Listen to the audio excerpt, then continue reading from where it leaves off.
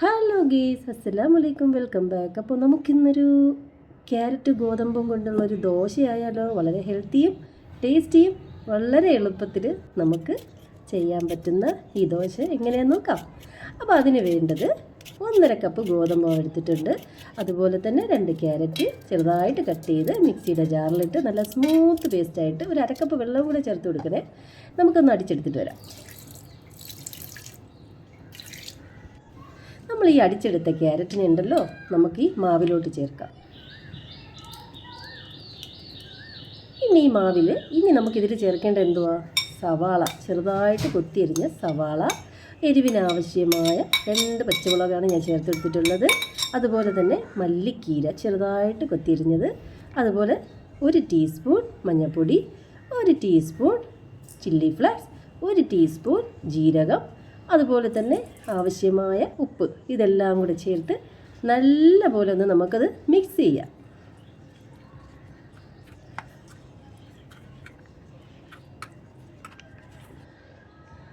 അപ്പം വെള്ളം കുറേശ്ശെയായിട്ട് ഒഴിച്ചു കൊടുത്ത് കട്ടയില്ലാതെ തന്നെ നമുക്ക് ഒരു ദോശമാവിൻ്റെ പരുവത്തിൽ നമുക്ക് ഈ ബാറ്റർ തയ്യാറാക്കാം. ഏകദേശം മാവ് റെഡി ആയിട്ടുണ്ട്. ഏകദേശം ബാറ്റർ റെഡി ആയിട്ടുണ്ട്. ഒരു 2-3 മിനിറ്റ് ഒന്ന് റെസ്റ്റ് ചെയ്യാൻ വെക്കുക ഇതിനെ നമുക്ക്.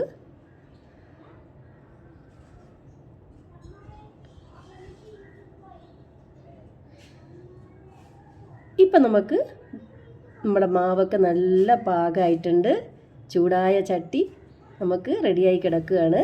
അപ്പോൾ നമുക്കിനി ദോശമാവ് ഒഴിച്ചു കൊടുക്കാം.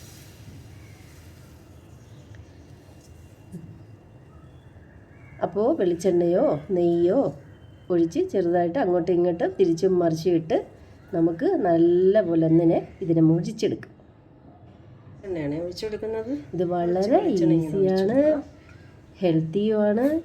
നമുക്ക് ഡിന്നറിനായാലും ഈവനിങ് സ്നാക്കായാലും ബ്രേക്ക്ഫാസ്റ്റിനായാലും എല്ലാത്തിനും നമുക്ക് കറിയൊന്നും കൂടാതെ തന്നെ ചൂടോടുകൂടി കഴിക്കുകയാണെങ്കിൽ നമുക്ക് കറിയുടെ ഒന്നും ആവശ്യമില്ല.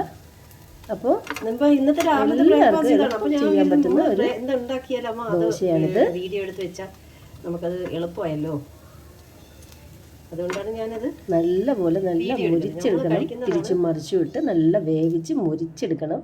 നെയ്യാണ് കൂടുതൽ ടേസ്റ്റായിട്ട് എനിക്ക് തോന്നിയിട്ടുള്ളത്.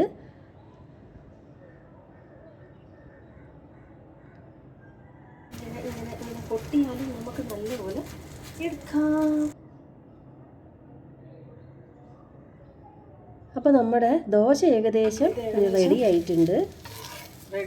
അയ്യോ പൊട്ടിപ്പോയി ഗൈസ്, ക്ഷമിക്കുക, വെന്തില്ല, പൊട്ടിപ്പോയതുകൊണ്ടാണ്.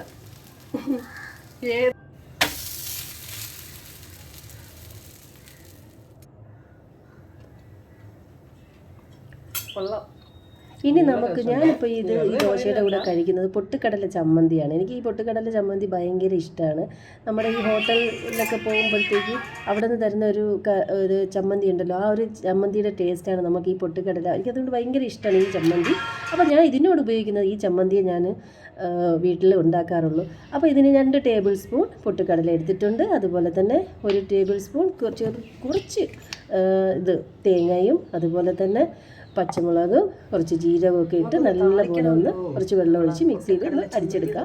അതിനുശേഷം അതിനൊരു താളിപ്പ് വേണമല്ലോ, അതിന് വെളിച്ചെണ്ണയും കടുകും അതുപോലെ ഉണക്കമുളകും കറിവേപ്പിലയും ഇട്ട് ഒന്ന് പൊട്ടിച്ച് നമ്മുടെ ഈ ചട്നിയിൽ ഒഴിച്ചു കൊടുക്കുക. അപ്പോൾ ഏകദേശം നമ്മുടെ ചട്നി റെഡി ആയിട്ടുണ്ട്. നല്ല ടേസ്റ്റാണ് ഈ ചട്നി കഴിക്കുക. ഈ ദോശയ്ക്ക് ഈ ചട്നിയാണ് ഏറ്റവും ടേസ്റ്റായിട്ട് എനിക്ക് തോന്നിയിട്ടുള്ളത്. നല്ല ടേസ്റ്റാണ്. അപ്പോൾ വീട്ടിലെല്ലാവരും ട്രൈ ചെയ്ത് നോക്കുക.